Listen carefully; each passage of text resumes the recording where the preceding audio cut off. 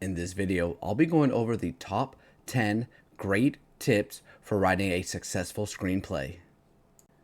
So the first great tip is the screenplay will grab you from the very first scene. Number 2 is sparse, simplistic writing style.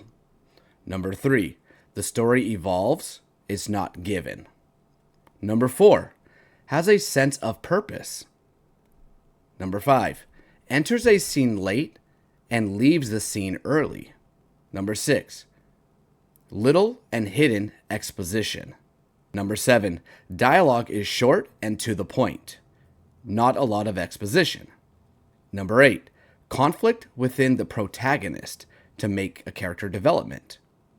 Number 9, plenty of unexpected choices. Last but not least, number 10, surprising yet inevitable ending. So if you guys can focus on those 10 tips, this will definitely help you write a successful screenplay so you can go on and get an agent or sell your script or whatever you're trying to do with your writing. And just remember, never give up. Someone out there wants your story. Thank you guys for watching. I'll see you on my next video.